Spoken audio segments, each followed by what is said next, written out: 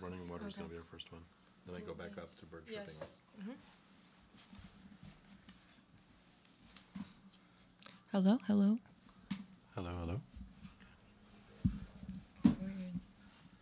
It's weird to hear your voice from the mic. How close do we have to be? Oh, yeah, how close? Do we have to be very close to the mic? Very close, like this? Yeah, that way you can sound like you're on a TV show. Oh, yeah, Okay, great. cool. I want to.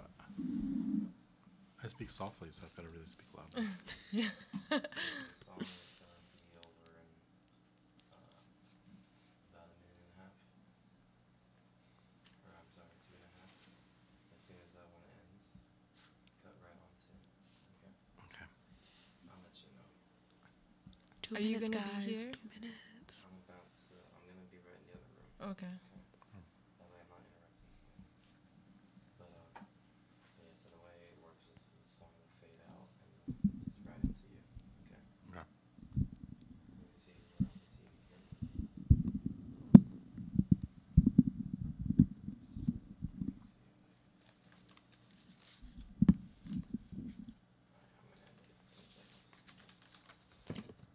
Abyss. Abyss. Abyss. Abyss. I hate that word. No? Hi, welcome to WODU's first ever live radio play. And we want to thank author Ying CHen, who adapted and translated her amazing French novel, Skeleton and Its Double, for this very day, so that we could present it to you live.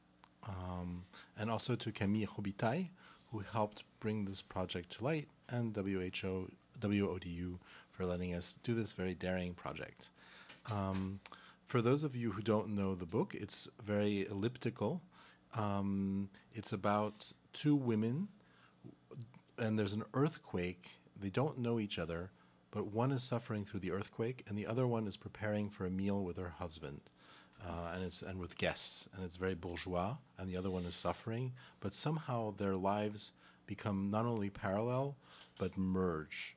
Somehow, woman B hears woman A. Woman B is the woman with the bourgeois house, and woman A is suffering through the earthquake, and somehow they merge.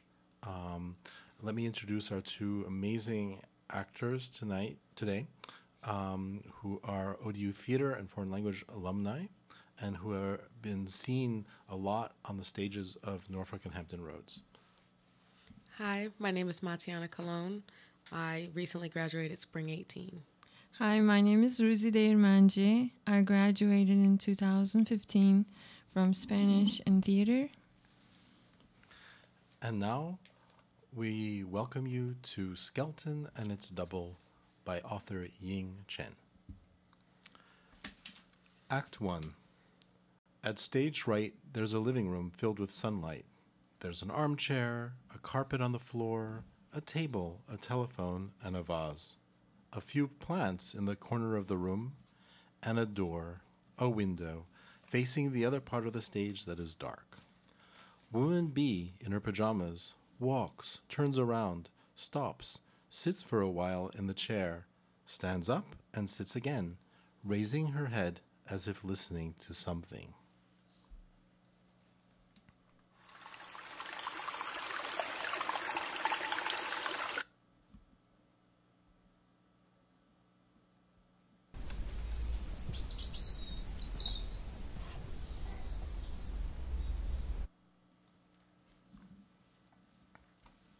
Woman A, all covered with black cotton, comes out of the darkness and approaches the door.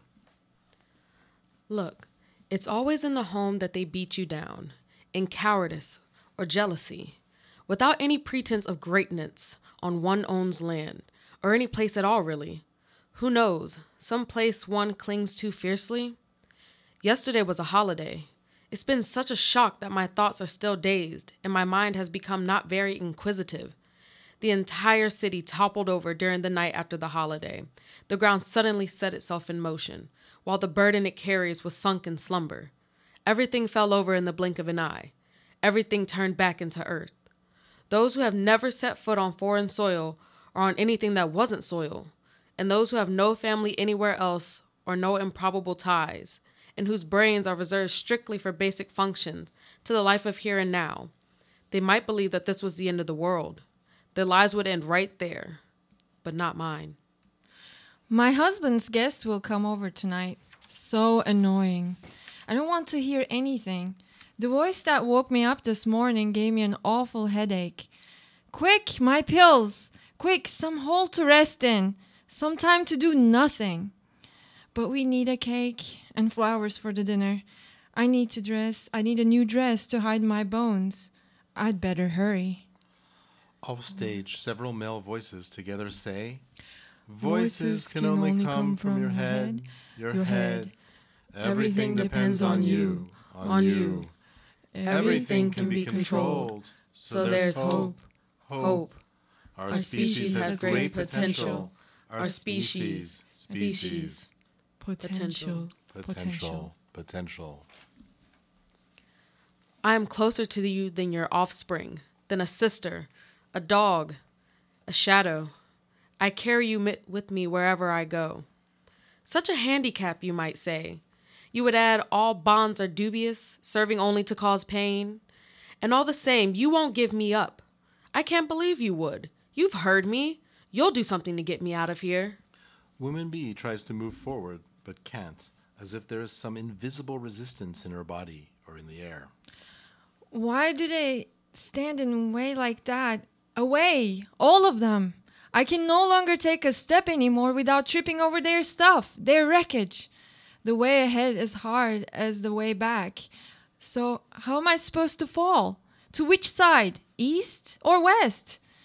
They go on and on, these moaning demands, heavy with bitterness, with rancor and pretension, louder and louder, more and more insistent.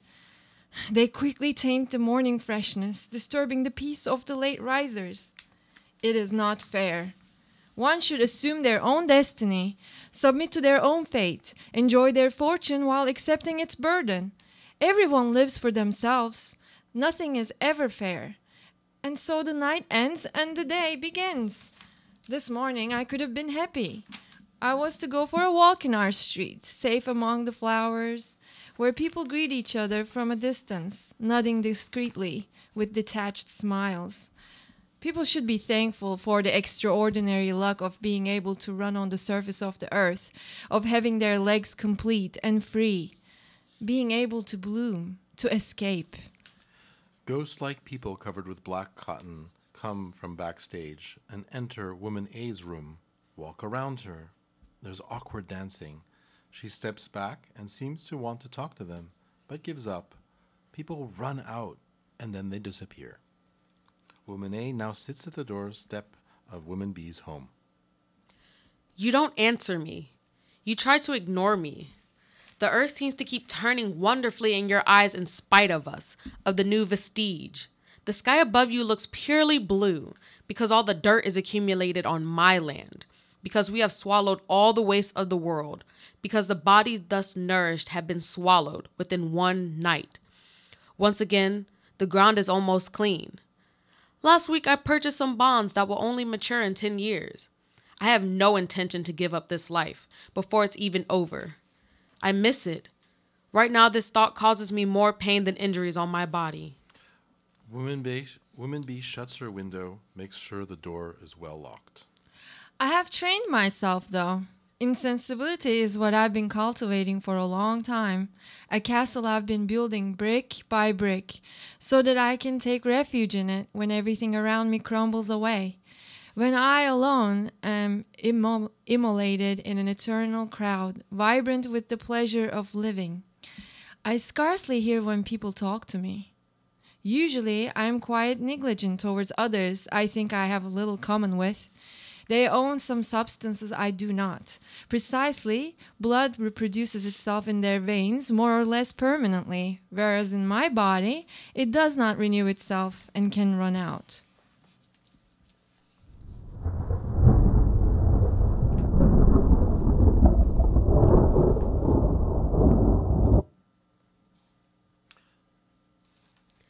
I feel I am going through all of time. This is not new. Before there was flood, there was wars. Traces left by ambitious people are sooner or later erased. They had to rebuild again and again. They want to progress. We are alone, you and me. I can only count on you. Woman B puts small cotton balls in her ears. I only have respect for self-reliant people. Their pride prevents them from holding out their hands. So much desolation I hear at this time, from everywhere, and so much stubborn hope. No humor at all. This makes me sick. Whatever does not concern me, I just do not want to hear about. Woman A returns to the dark side of the stage, starts to blow out multicolored soap bubbles. You are wrong.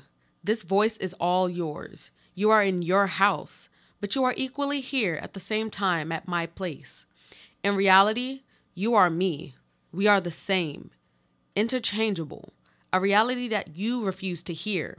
Namely, you and I, we are absolutely without essence nor constitution. Our individuality is an extravagant illusion. What we say means little. What we shout out will not be heard. What we try to establish or to protect will entomb us.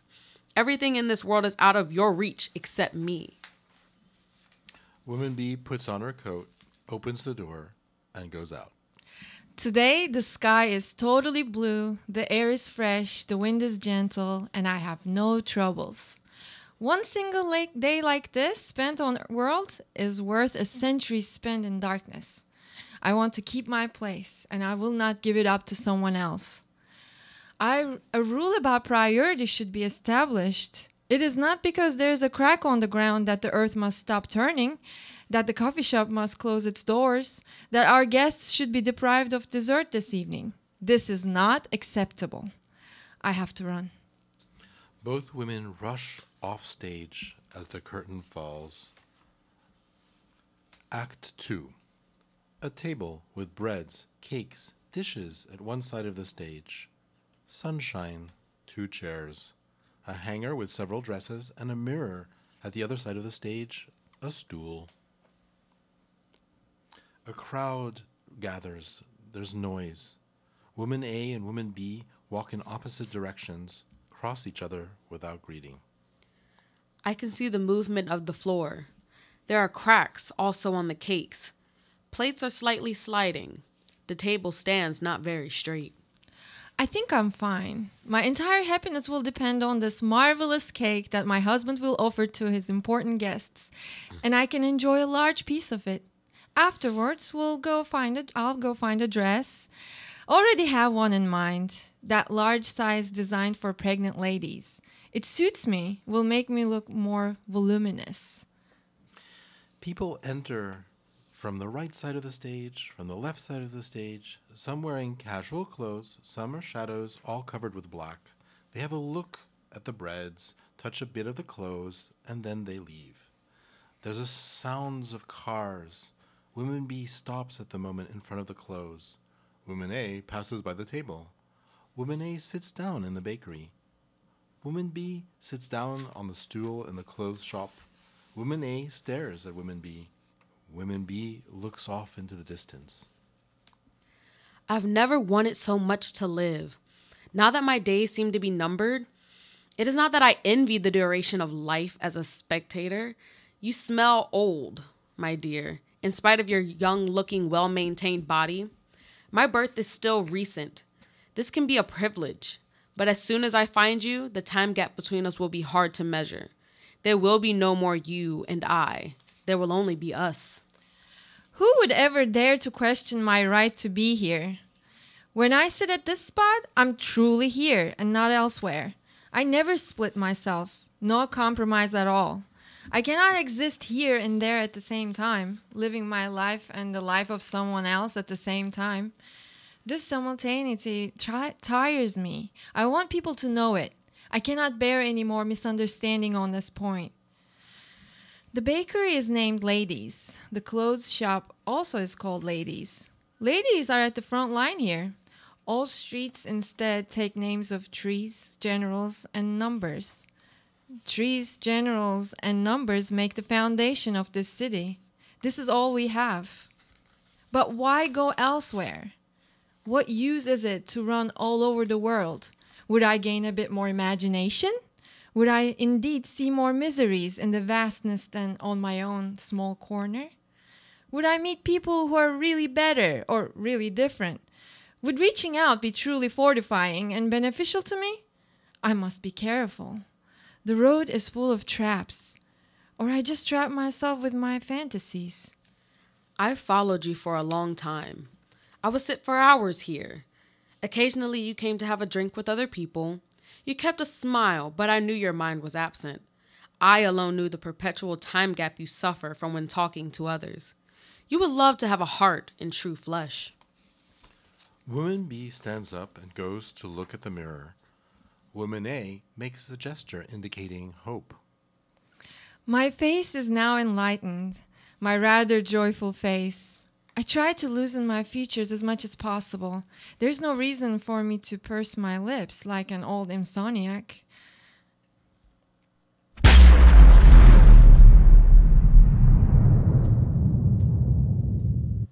There's still plenty of sunshine here. Here the street has a fresh fragrance. I am happy enough. Salvation is not calling for me. Living beings always exhibit symptoms of decay, of inborn idiocy, whereas the earth's movements can create scenery that is authentic and refreshing. The older the land is, the more spectacular its movements will be when they vanish. Human fabrications cannot equal them, their flesh even less so. How thirsty I am now. You are afraid of me, of the shadows following you closely on the sunny street. You might incarnate all of them, human-like or not, with or without a head, ancient or modern. Such a crowd, dead and alive, could swallow and easily digest you. I can't bear to see you sitting still at your own corner, as if you have felt nothing, heard nothing. I suddenly realize the horror of this faint deafness, for my ears also function badly in general. It is very dangerous for everybody on the road. But now I hear more than usual. Now I hear too much. One vaguely hears the moaning of those in agony rising from offstage. Woman B looks towards where the light comes from and looks at her own very pale hands. The light is weakening, first at the left side of the stage, the clothes shop, and woman A becomes hardly visible. Then the right side of the stage. This light should be seized. There's nothing else left. The light seems to change from one moment to another. However, it is the same. It repeats itself. This is music. As long as one breathes, wherever one goes, the light, with its ordinary splendor, will follow and provide surprises. Transparency, colors, and shadows have so many compositions that every morning I have the impression of waking up in a different world. It's getting darker and darker. I feel sleepy. No, I have to keep my eyes open. Otherwise, I know I will be finished. It is too early yet for me to be finished. I want to stay, even below in the earth. It's good to stay. Not because life is good, but because it might become good one day, somewhere in the future. Tomorrow, the light on your street could be different. I must keep thinking this way, being positive. I have to talk to be able to continue. I continue when I talk. I survive with words. What was I talking about? It was about the light. Wherever I have trouble, I look at the light. If I cannot see it, I just imagine it. I have learned to console myself this way. For I wonder who gives us the right to disturb others. No matter how long people can live, everybody is extremely busy, watching the light that flies just as the blood flow slows down, as the breath weakens. This is how time is perceived. Years, days, and hours are counted. Even though this has nothing to do with my non-quantitative time, even though the light moves but never disappears, to wish for people's availability is to ask for their head. It would be childish enough, and also very selfish, to make noise when we're under a pile of bricks or under other pressure. There are already so many speakers, so many words. We must count on ourselves and struggle till the end, or we must wait. The helicopters will come sooner or later. Solidarity is on everyone's lips. Plus which, what uses the religion with its many prayers and promises? Patience. Act 3.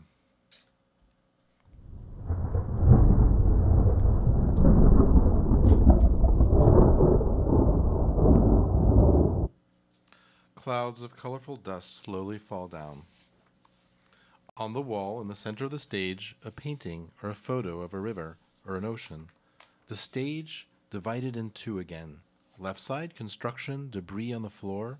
Under a broken table sits woman A, all covered with black. Right side, woman B, sitting in the armchair as if collapsed. A cake and some flowers on the floor near the chair. There's sounds of cars and noise of people running and screaming. Occasional silence with just running water. And there's a fusion of noises. Occasionally a sharp noise of some falling object that startles both women and makes them raise their head, as if they were listening to something. Woman A tries to read a paper with a very weak light, as though it were through coming a hole. I was awakened by a violent shaking of my bed. I rushed under the dining table, following what I was told to do under the circumstance. I had been wrong to think this kind of lesson was useless to me. Why should such a thing happen precisely to me and not to someone else?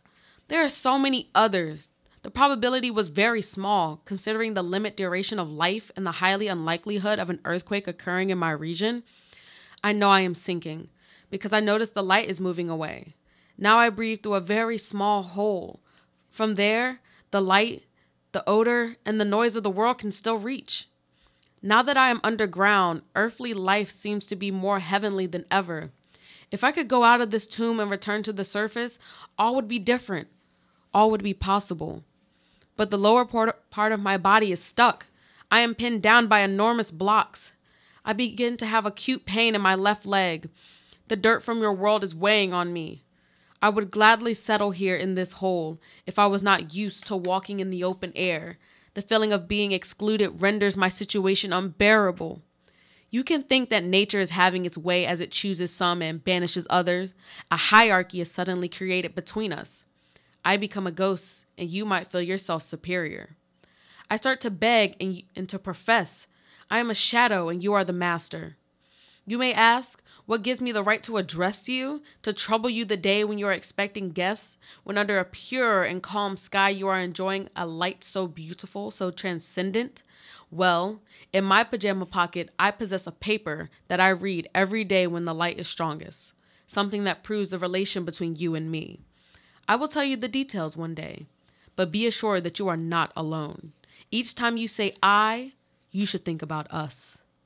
Woman B tries to stand up but fails. She starts to laugh sarcastically.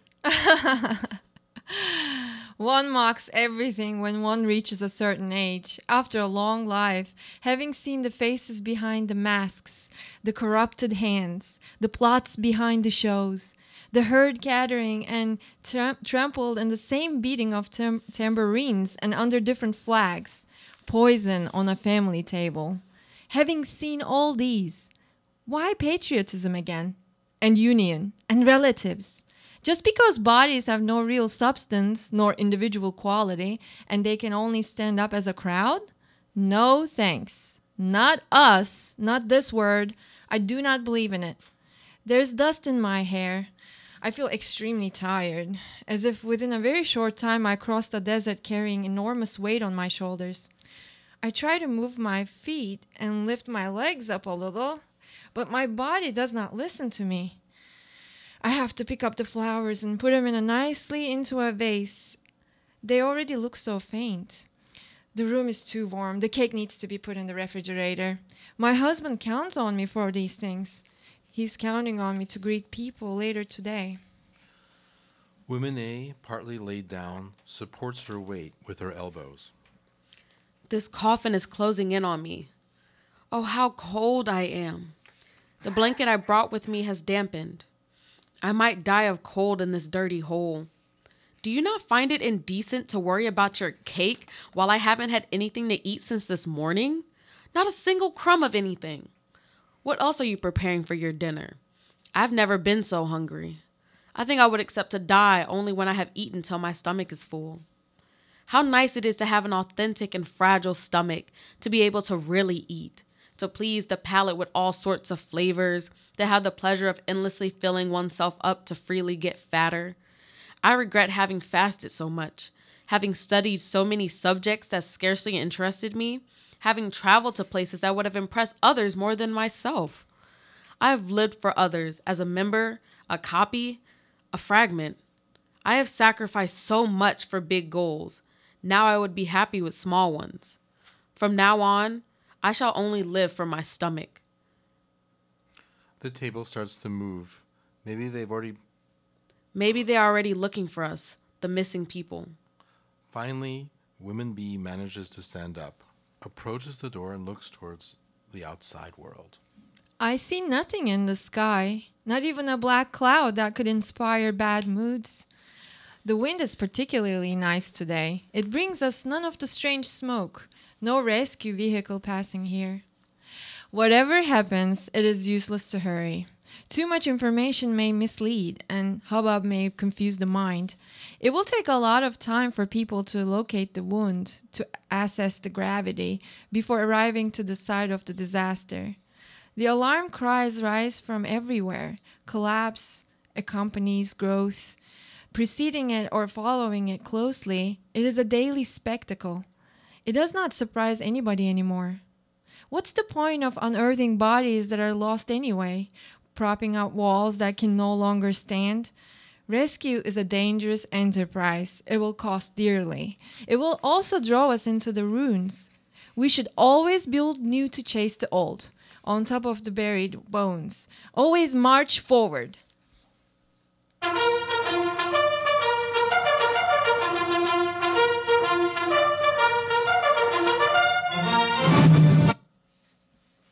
Woman A, more debris is all around her.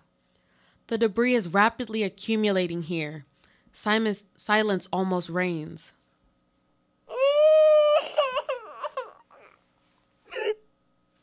Children seem to belong to a superior group. The whole world is at their side, leaning upon their young body. The whole world is at the side of the future. The helicopters will quickly find them and bring them up to the blue sky that I miss more and more. One should never grow beyond childhood, or one should die young to become a child again. I love to say us. It is comforting to know I'm not the only one in this situation. I only have you now. Do you know about any other form of solidarity than that of making people share our own misery? I will not let you escape. Why do we hear about so much resentment and so little grace in the misfortune? When the earth trembles, do we not see the extraordinary chance to die at the right time, before the degradation begins in the body and mind? Those stories reach me from everywhere all at once. What can I do? I have my own dishes to wash. Others can do it in my place and can get a better result. Others who show solidarity by profession. The dinner is ordered. The house is clean. The cake, slightly crushed, looks still fine. My husband will love me so much. The guests will find me very normal. Happiness is close. I only need to pick up the cake. Only need to give some water to the flowers. Only need to put on my dress. But still don't feel my legs. What happened to me? Can one also be buried even at the surface of the earth, even in the open air? She tries to move her legs, but she can't. She then moves her arms and her upper body. People come and go on stage, talking to each other, agitated, worried.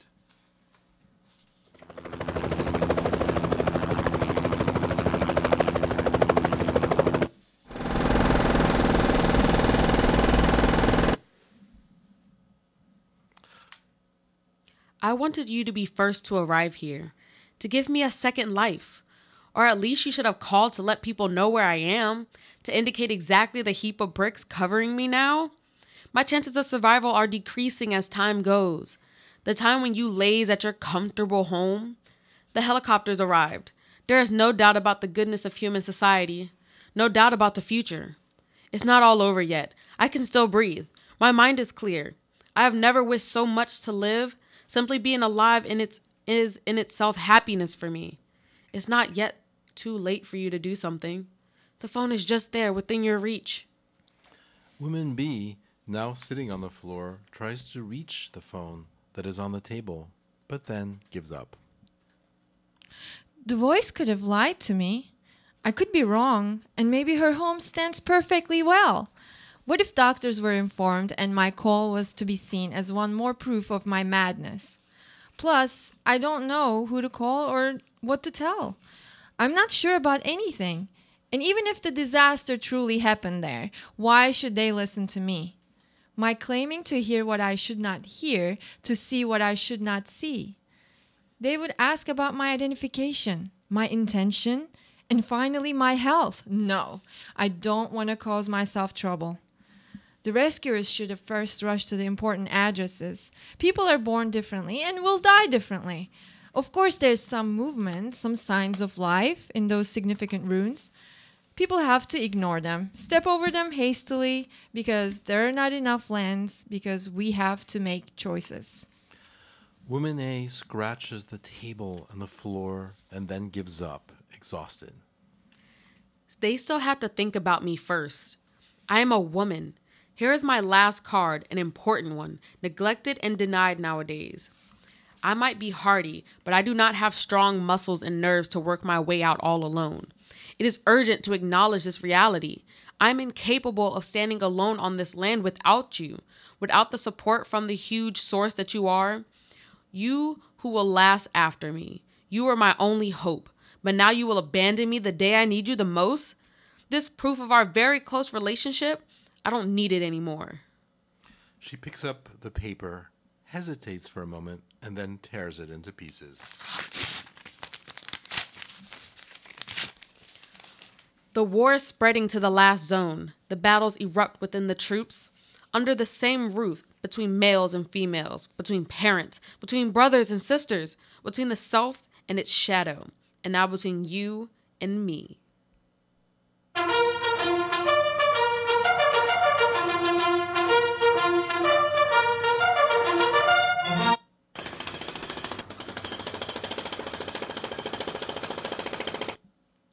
Walls are built up everywhere.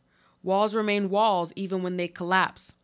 So hard for my skin, so painful for my bones. Help! Get me out of here! Always the same story. We only live for ourselves, thinking the earth exists for us alone. We forget that rats and the famished would claim for the same rights. Now here they are, pitiless, having nothing to lose and coveting everything, in front of a tomb as well as a solid house, having arrived before the rescuers. Several delinquents come up and go on stage, jumping, looking around, shouting hatred towards the door of Woman B's house. They grab Woman A's blanket as the curtain falls. Act 4. Woman A now lays on the floor under the table, debris on top of the table and all around her body. Woman B sits on the floor, broken cake, flowers less fresh, a dirty dress, hair a mess. Late afternoon light, and we hear the sounds of birds.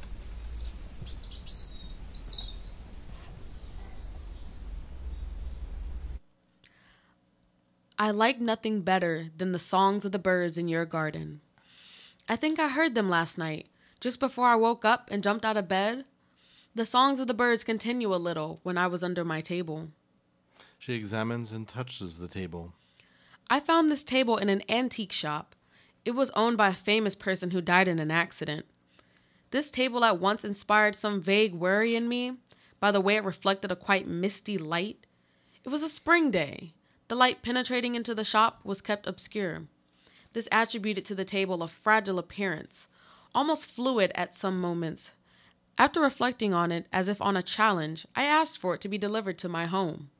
And yet, because of my doubt at the first glance, I've never dared to use this table. Finally, I took the habit of eating at the counter of the kitchen. Now this table will become the cover of my coffin. If you don't hurry up, if you lie on the floor as if you are dying, as if you start to compete with me for attention, for help, wanting to swallow every ray of light falling on the earth. The rescuers are running above me. The table is sinking down. I will have to give up on the hairdresser, who's usually slow, but I definitely need to change my dress. She makes an effort to get up, but fails. This thing called hope, this refusal to fail, is still there, profoundly sewed in everybody's head, beside more obscure and destructive elements, merged with them, so much that this persistence to stay alive appears to be in the same family with other instincts, without particular nobleness, deserving less praise than it usually receives. This hope, we all have it. This banality stands easily, whatever our condition is. When there is no more flesh, hope remains. It stays on the bones. And when the bones are buried, hope still sits on the tomb. This hope, I also hear it in the joyful voices coming up from the street. I guess the rescue is going on well. Here everything is fine. There's no evidence of danger at all. The cake is still usable. No trace of blood on me. Only a slight layer of dust on my face that disturbs my eyes. I only feel a general weakness. Nothing serious. Who's that? Go away! I don't need a doctor. I don't need anybody.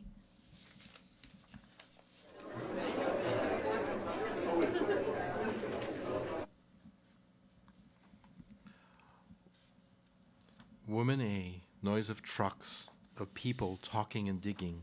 The left side of the stage looks dusty. She coughs. Help! Help. The table descended about 1/2 centimeter more. I do not panic. There are certainly more invisible holes here and there, since the cold air comes from everywhere. She covers herself completely with a blanket. I was wise to bring a blanket with me. I like to foresee things and put every chance in my favor. This blanket can protect me for hours. Try to call and save my life. Try to call and save yourself, because we don't know for sure which of us is subject, which is shadow. Because of us, too, I'm the one who owned the real flesh. Where you live, who needs you, and what you care about. Nobody, nothing. You will have to live through me. You have only to raise a finger and people can find me. Then the light will return. I will have a chance. When I have this one, I will have all the chances. My life will be forever simple. From now on, to walk on the ground in the fresh air will be my only desire. It's cold here. The voice haunting me all day long should remain a voice only. It shouldn't live in a body. For me, it doesn't matter whether it is I who dreams or I'm in someone else's dream. It's the certainty and the total confidence in my real existence, in all existence. Such a precious and invigorating feeling. It's all I want, and I will try to hang on to. My eyelids are so heavy. Where does this feeling of being suffocated come from? This strange numbness, progressing from the lower part of my body to the chest, seems to rise up in my throat. Where does this headache come from? As if I had a horrible fall. As if once again I'm sliding down a slope, always the same slope, traversing the decades, even centuries, towards the starting point into the crack where it all began. You have no right to hesitate, to weigh things up for and against. The earth moves in such a way that you do not know where you will be tomorrow. What you do not undertake right now for yourself and for others, you will have no chance even to think about later. Remember, there are far fewer spaces on the ground than underneath. You cannot stay there for long without a reason, meaninglessly. If you only live for yourself, you live for nothing. You are nothing. She starts to chew on the blanket while sobering up a little. Only her head and hands can move now, but she still sounds optimistic. The cotton inside the blanket is edible. It tastes almost good. I just need some water to go with it. Fortunately, I can still produce tears. I have some cotton to eat and some tears to sip. This will make an acceptable meal. Plus, I'm not cold anymore. A burning sensation crosses my upper body. This suppresses my hunger. I can still last for a while. I'm still waiting for you to move and to reach the phone. Woman B, the sunlight retreats. The room becomes darker. She manages to stand up. She arranges her hair with trembling fingers. She picks up the cake and puts it on the table. She also picks up the flowers and puts them in a vase. She sees the phone on the table, touches it, and then gives up. She makes sure to close the door. Well, the window and the window curtains also are shut. This noise does not calm down. I would like to make an effort.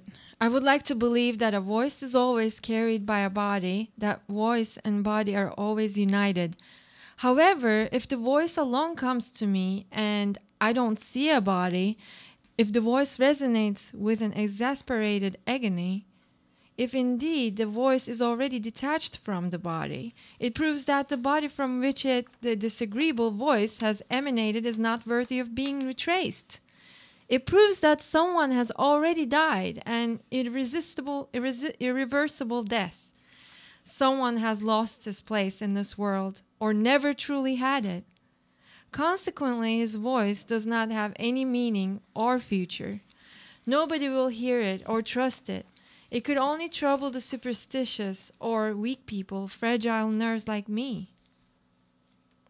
No, I won't make this phone call. Or people might think I were lying, planting confusion at this already difficult time, creating disorder where joy of life does not yet completely reign. It at least has a cult following. Here one has to be selfish. Our paradise rests on this. Maybe I'll think about those unfortunate people one day when I find myself in their place, because then I will have nothing to lose, nothing to be afraid of. Everything becomes easy once we fall into abyss. Conscious becomes transparent when darkness approaches. At best, the spirit can fly higher as the body has been knocked down. That is the reason for which we must kill eternity. Why do they all want to stay so much, to stubbornly wait for salvation? So much dust in my mouth and in my eyes. I think this is what will kill me in the end. If you hesitate to help, it is because you are afraid of me, of my body more fresh and more perishable. Lots of my bones are broken, I think. My existence and even my weakness embarrass you, make you feel empty inside. You have too much freedom. Freedom from others, freedom from myself. Of cause you cannot bear, people, for at this moment, I am living on your behalf. Woman B turns on the light, lights up some candles, rakes a few matches. So cynical. So much negativity in the air. This air sneezing through who knows what hole, bringing cold into this damned house. When the night comes, I do not lose my temper. The very terms of pain and joy appear rather old-fashioned to me. They make me itch all over my body. My husband and I, we cherish a different vocabulary. We prefer the comic, the detached passion, the multitude of common pleasure, the easy happiness, the serenity in a nutshell. Every opening seems to be blocked. No more fear of ants. They won't come. Otherwise, we could very well share the remaining space. We can integrate ourselves with anything. I am lucky to possess this rather female faculty. I'm ready to learn everything, to start from zero, to follow anyone in any direction, making other people's will as my own, transforming the interests of others to my reason for being. So there will be no problem for me if I have to live eternally underground as a second or last class citizen. In our solitude, we all want to cling to a chain of blood or sperm, despite convincing proofs of its fragility, despite the risk of a sudden or gradual detachment, of descending to something worse than solitude. So since I've heard the voice and I start to imagine the person that voice incarnates, I'm no longer at peace. I sway dangerously on the edge that I have created for myself, over the wall I have carefully built up to protect myself. Act 4. Woman A is now completely buried by debris except her head. A piece of blanket is slid away from her. Woman B holds a phone in her hand. My eyes sting terribly. This is the strongest, the most positive sensation of life I can experience now. More and more dust is collecting on my eyelids. so I would close my eyes for a while. It is good sometimes not to see. It is also good to know that one can still see somehow. What should I say at tonight's table? Today, perhaps, the earthquake will be our subject of conversation. We will talk about this endlessly till our body starts to perspire, our voice becomes raucous, our head turns dizzy. Till the bottles are empty, the taste of the cake comes back up from the stomach. Then we will leave the table with the impression that our feet are sinking imperceptibly into the floor. Then we will feel a sudden terror. We never attach enough importance to community. We have too much confidence in the strength of our own hands, a quite blind pride. We somehow quit life when we live our tribe. The body has no weight. The voice becomes insane. The solitary wander about in the desert, followed by hungry beasts. The abyss is near. I can truly see the sand is moving into our garden. The dusty sand everywhere, on all our furniture. I think the voice I hear is probably quite real. I'm ready to call, to check out how real it is, to know how good my hearing is. But all of a sudden I cannot see very well, unable to situate the voice. It's frustrating. I wish to approach that person, to seize a fugitive shadow, but I think I'm only moving away from her.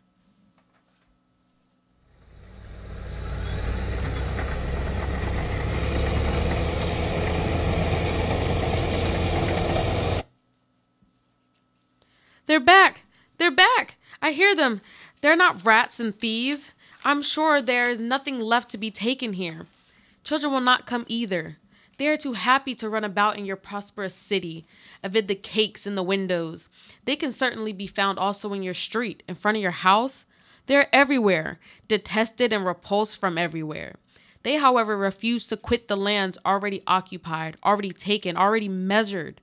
They stay on there without pride or dignity, unable to afford these abstractions, having no courage to rebuild their ruined home, their lost world, having no desire to return. You will give them the rest of your meal, some of your old clothes. You will not give up an occasion to redeem yourself a little cost. You might ask for some favors in return, such as sweeping your backyard or cleaning your toilets. This is a principle of yours. You believe in fairness.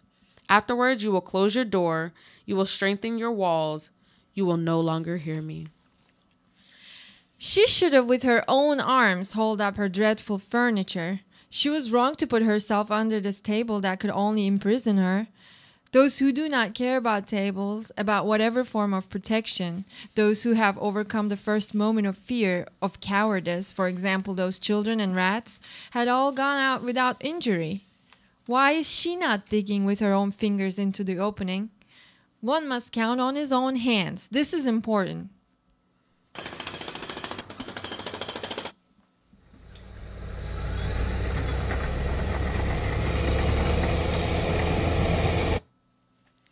Nobody seems to hear me.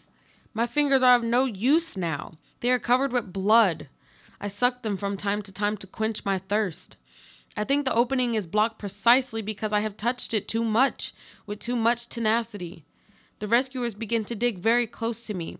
Each of their blows pins me tighter under my table. I hear my bones breaking all over my body. Sometimes it's better not to do anything than to do something.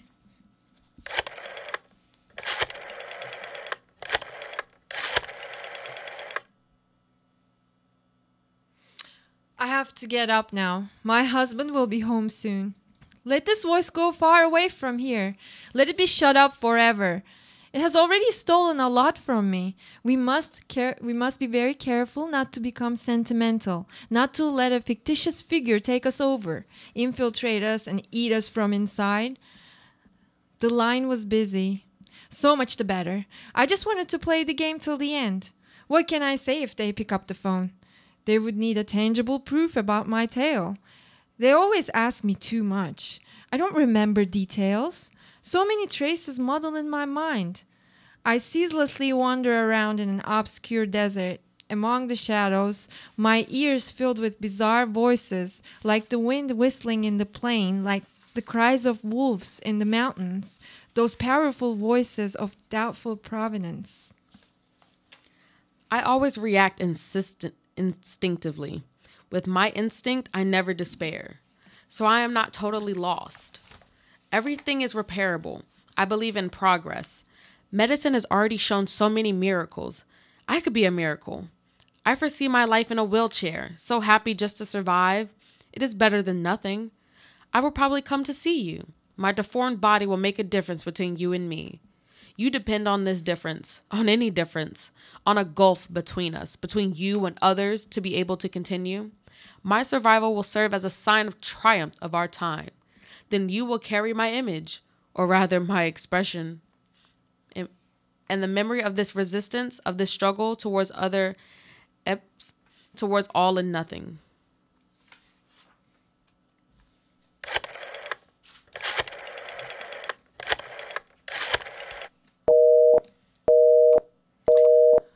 I can't talk to anybody.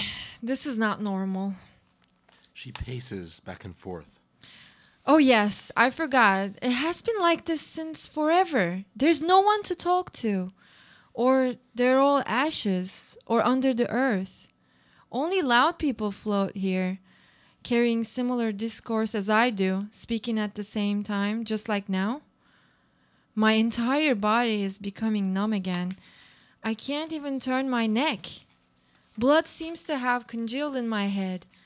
This voice becomes an obsession to me. But why should I use a phone? Why can't I just shout?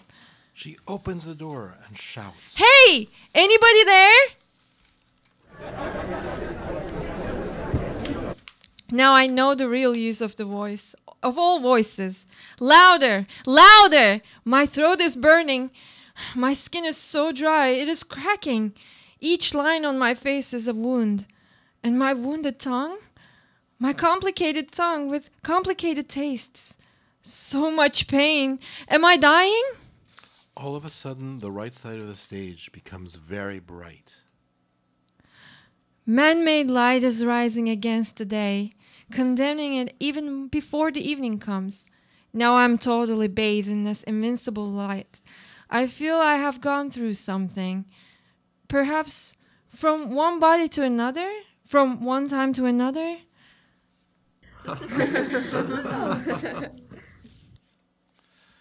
The curtains fall.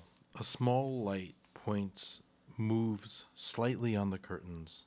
The weaker and weaker voice of Woman A calls from offstage. I follow you in the darkness of your corridor and of my tomb. I look at you as a parent in agony looks at their child as some sort of extension of their own life. Few elements of this world are worthy to be lovingly looked at, so I prefer to fix my eyes on this small whitish point, this probable road or light leading to you, up until the very last minute. The end, yet the curtains rise again. Bright sunlight moves in. Why you don't get up when you can? The light could pass you by. Outside, everything on your street could vanish. Try to hold on as long as you can, just as I did. But there is nobody. On stage, there is only an empty armchair, a skeleton on the floor, a table turned over, a door fallen to the floor. On the stage wall, a large picture of a mixture of architectures from different times, full of characters, of languages, both modern and ancient, Western and Asian. The lights fall. The end of the play is now. Thank you so much for listening, everybody, on this historic occasion of the first live radio play. I hope there'll be many others. Thank you again to our wonderful performers, and to also Dr. Louise Guadano, who's in the audience, who's taking pictures to record this event, and to Ying CHen, Camille Robitaille, and to WODU. Thank you and have a great day.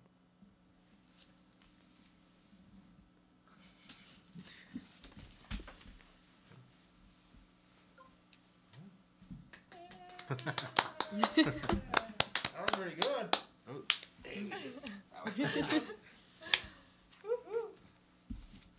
That was fun. I want to do it again. Thank you so much for helping us. I'm sorry, I messed up so many times. Oh, it's okay. Actually, nobody. Your sound stuff was on point. You I only messed up a little bit once, but it didn't matter. Really. Nobody. I don't think anyone is